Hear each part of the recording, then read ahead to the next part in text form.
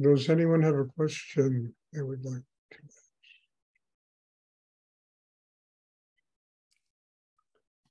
Stuart, I have a question. This is Tom. Yes, Tom. I have a recurring dream that I'm on a journey and I get lost. And the greater my anxiety, the more lost I get. I end up in somebody's backyard or trying to pass through the kitchen unnoticed. And it's like the path is never what I think. And it seems like in life, this is just as true as in my dream. What is the question, Tom? So do you ever relate to the idea of the pathless path? Yes. Is that a idea that you? Yes. I mean, look, the path, you said it, it's never what you think. What you think usually takes you to the grave. The path to God is something that transcends anything the mind can understand. It's outside the realm of human comprehension. It is the path that's no path. And I know that's kind of metaphysical and poetical and et cetera, but it's very true.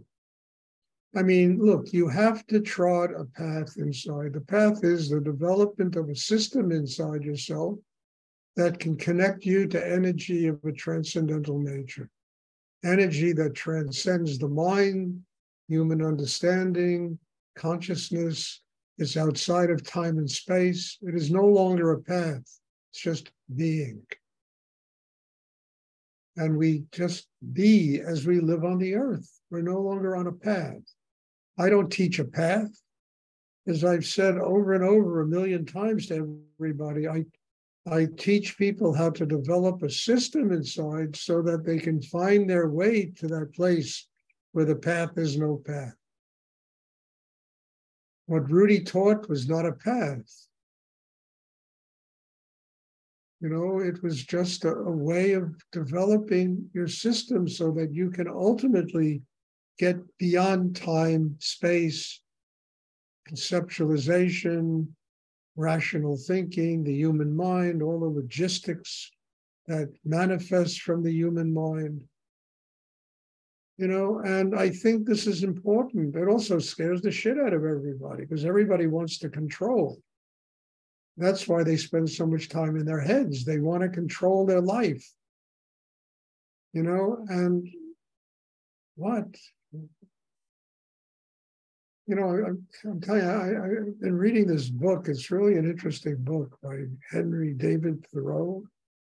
And, you know, he talks about how people are afraid of dying and yet they are living death. You know, they're not really alive, but they're afraid of dying, you know? And he spends chapters, you know, whole paragraphs talking about that. And it's really true because they're trying to conceptualize everything. They want to control everything. They want the mind to rationally understand whatever is happening to them. And look, how are we going to understand the unknown? We don't even understand life. Maybe we understand 5% of life.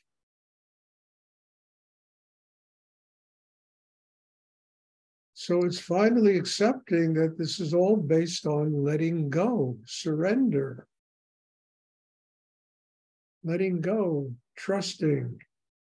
And it's based on the commitment a human being makes to connect with God inside themselves, building that kind of system. Look, if you want to be a musician, you really got to go through years of training to master your instrument.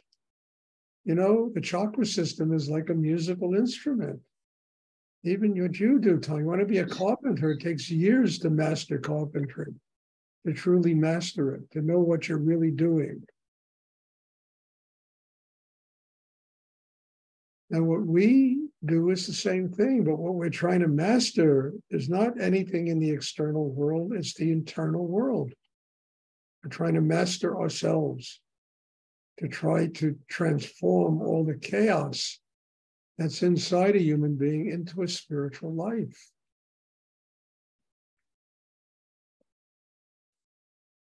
I mean, to me, the greatest fear I have is that I will wind up in a place in my life where I'll have to understand everything.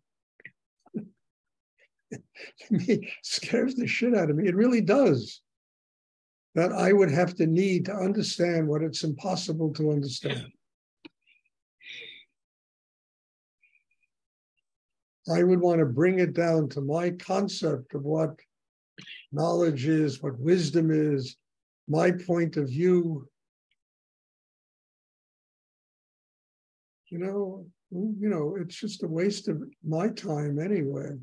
Surrendering to the unknown, growing, taking every day to build an inner life that is strong enough to connect with God.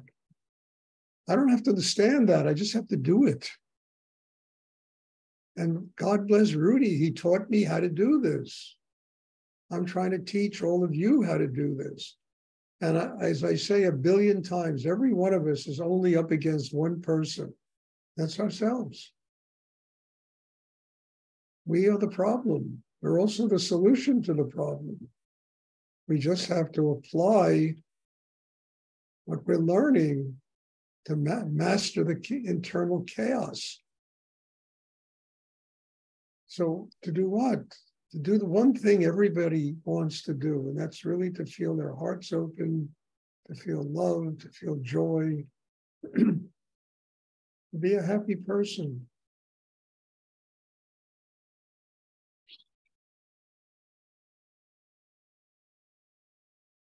And this is not complicated. It's not easy, but it's not complicated. As soon as the mind gets involved, it gets very complicated, all of this stuff.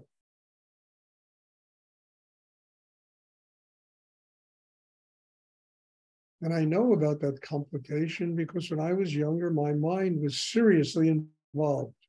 I was trying to figure philosophy and psychology and religion and theology, and I was trying to figure it all out until one day I just said, I can't do this. This is too much.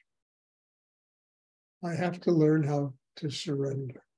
And it took Rudy probably 3 years of beating my brains for me to finally realize that I can't, get this. I just have to let go and just be. Just be. Not to be what Stuart thinks he's supposed to be. Just be. Child of God.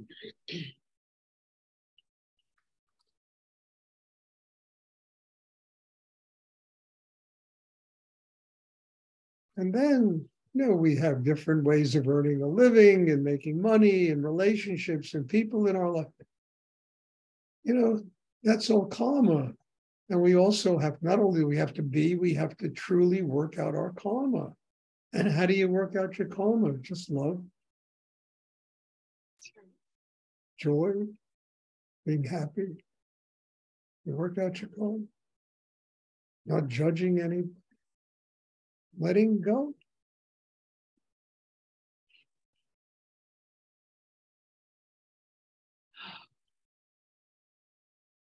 Does anyone else have a question they would like to ask?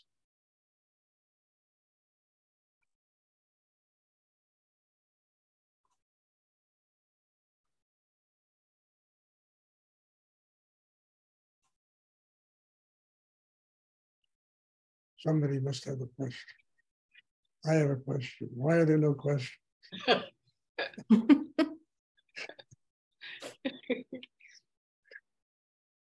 Hey, Stuart. Yesterday, even though you couldn't hear me well, you answered the question kind of. My question was about this time of cold and dark and going inward the planet, it's cold. And as a yogi, I just feel like hiding and pulling the covers over my head during this time because it's just not, I'm not out and about. I'm just inward. Is that something that... You want to be grateful for the amount of light you have in your life? Go spend about 3 months in Norway in the winter. I mean, really, there's no light. You know, you live in Eugene, you know, you have half a day of light and half a day of darkness. It gets a little cold, so what? You know, there's a wonderful thing in the world. It's called letting go and being reborn. Winter is letting go.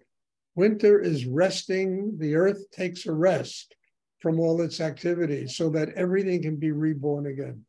That's intelligence. That's real intelligence. Taking a rest so that everything can be reborn. So don't get freaked out. Be grateful that the earth is taking a rest. There's a little darkness. It's cold out. You get a jacket that keeps you a little warm. You know, I was out today. You know, I had a heavier jacket on. Got the sweater on. And what, you know, and take a trip to Norway, northern Norway in the winter.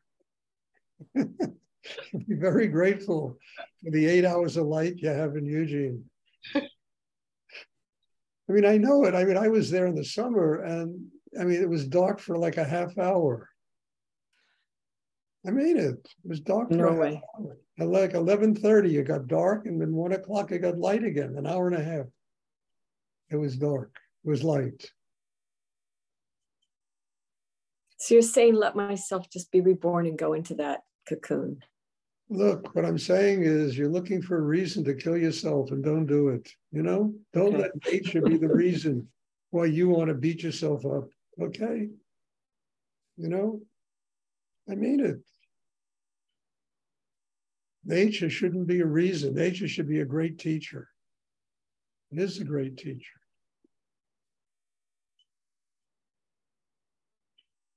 Okay. Does anyone else have a question they would like to ask? Thank you. You're welcome. I mean, 2 weeks ago, you were so happy that you thought that you were totally, you know, and now you're hiding under a cover, you know. Just get stable inside yourself, for God's sake. No matter what goes on around you, you are centered and balanced. That is the key to all of this. And you don't waste a lot of time and energy having to hide under the covers because it's cold and dark out, you know? Does anyone else have a question they would like to ask? Stuart, I have a question. Yes, Bob. So with what you just said, what constitutes rest during this time as you're working deeply? I tell you what constitutes rest. I'm going to take a vacation for 2 weeks in the beginning of December. I need a rest. You know, I've been doing this for 2.5 years straight, with maybe 3 days off here. You know, I even went to Mexico, but I had classes while I was there, you know. I need a rest. I need to regenerate in myself. I need to let the chakra system absorb everything that's happened to me in the last 2 years. And I need to, you know, like Rudy once said, a good general knows how to retreat. I need to back off a little bit so I can absorb years of very intense work. Doesn't mean I'll stop meditating, but it means I just need a different environment for a couple of weeks and something new, and, you know, and not to feel guilty about it. Just do it. You know, that's it. To go to a place where I don't even understand the language. That's a blessing also.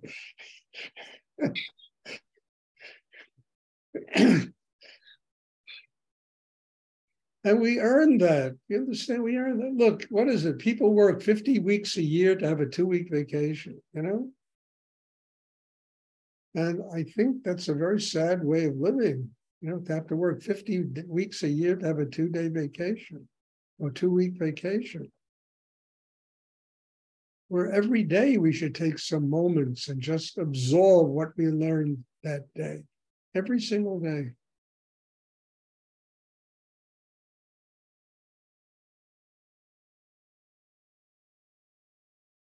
And that doesn't mean you're not working deeply, you're just working intelligently.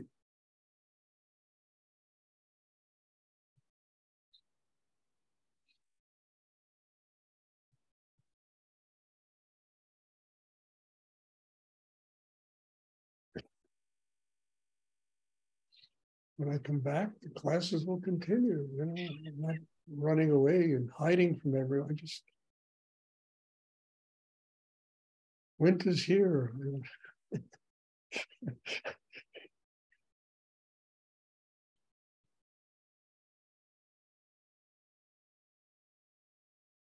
Does anyone else have a question?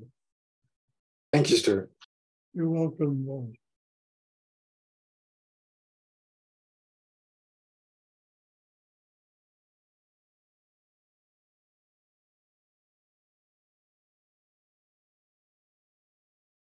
I mean, I remember when I was studying with Rudy, and I had really spent a week winter working like I had never worked in my life.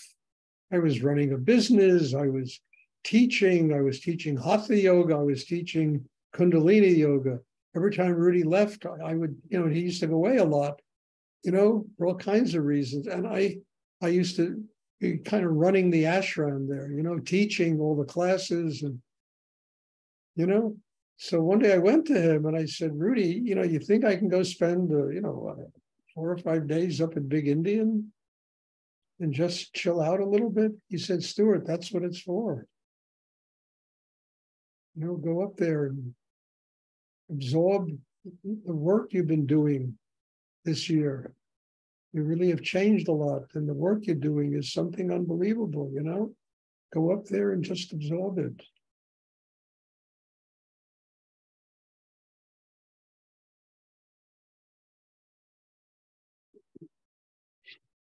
Does anyone else have a question? Like twice.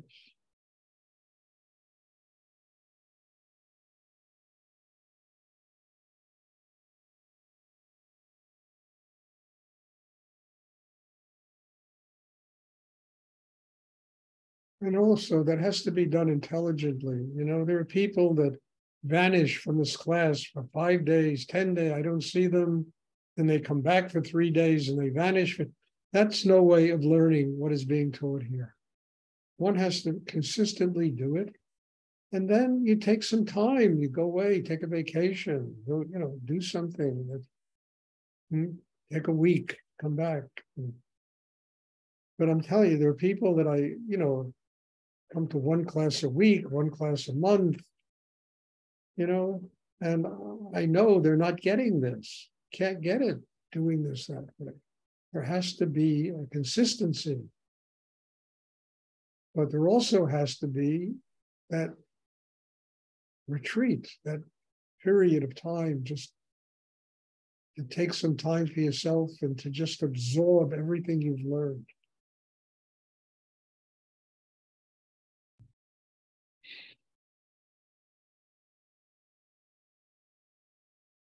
Does anyone else have a question?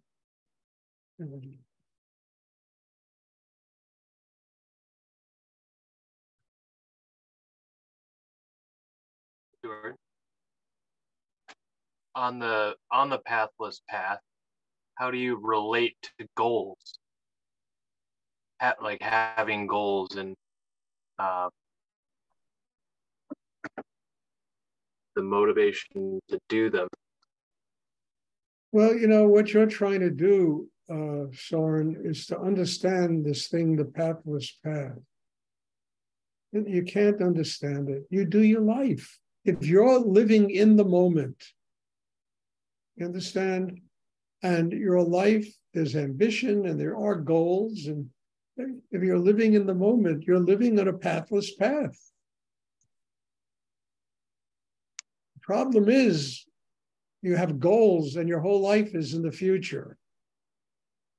Constantly thinking about the future, what I'm going to be, what I'm going to be. And, you know, it never, trust me, I'm a lot older than you. It'll never turn out the way you think it's supposed to.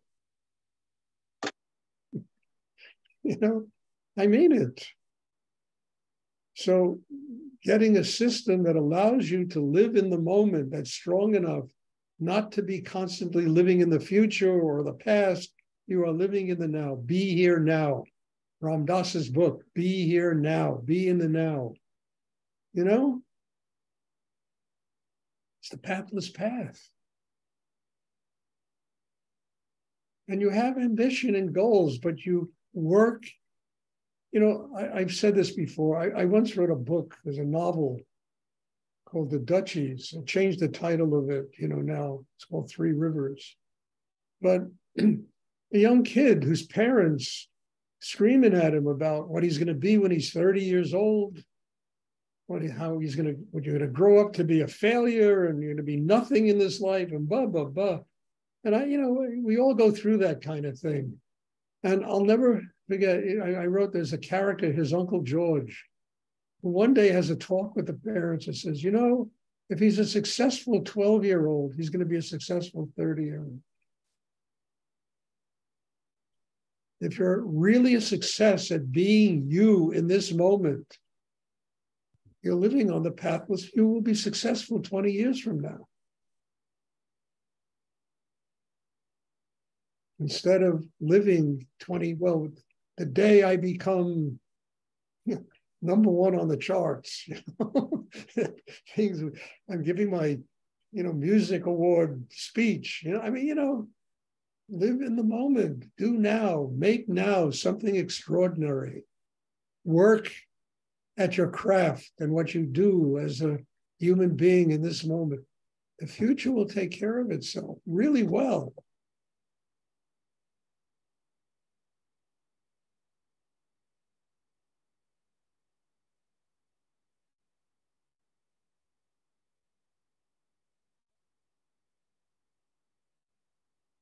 And to me, that's the pathless path. Living in the moment. And that takes an enormous amount of inner strength. It doesn't mean you don't have ambition and goals, but you don't live in the goal. You live in the moment, creating the moment so that you move forward day by day, moment by moment. And that brings the future. And the future will never be what you think it is today. Trust me, I never in a million years ever dreamed I'd be living in Stamford, Connecticut. I really mean that.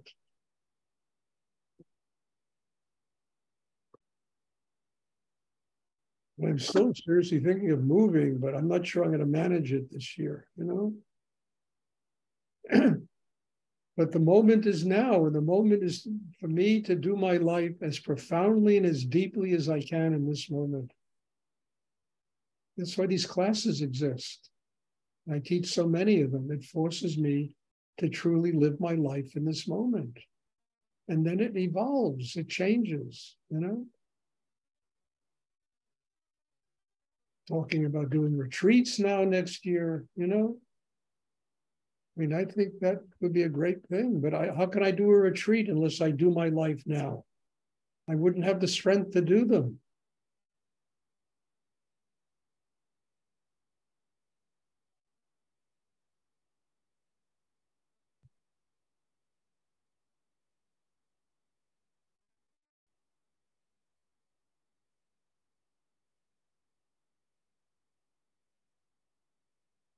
We talked this morning about doing a retreat every month. I would love to do it. I don't know if people will attend. That's another story. But if people want to come every 2-3 months and there's 8 people, I will do a retreat right here, my apartment in Stamford, Connecticut. Yeah. I don't mean you have to come every month, but if people want to make a commitment to come every 2 months, every 3 months, every month I can do a retreat. And wow, it'll be really powerful. Takes the whole work to another level here in Stamford, Connecticut.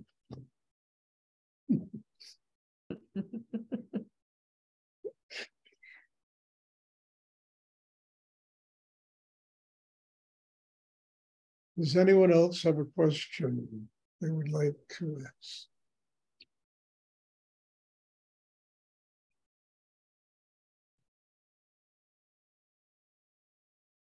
Okay, well, thank you, bless you all, and God bless you all. Thank you for being in my life and attending these classes. And I just have a lot of gratitude. As I've said a million times, I'll say it again, every one of you is here to teach me, and I just have a lot of gratitude for that. And you do. Your presence is really helping me to grow. So God bless you all and thank you. And there'll be a class on Wednesday. Thank you, All Stuart. right, Stuart. Thank you. Thank you. As always, thank you. Thank you very much, Stuart.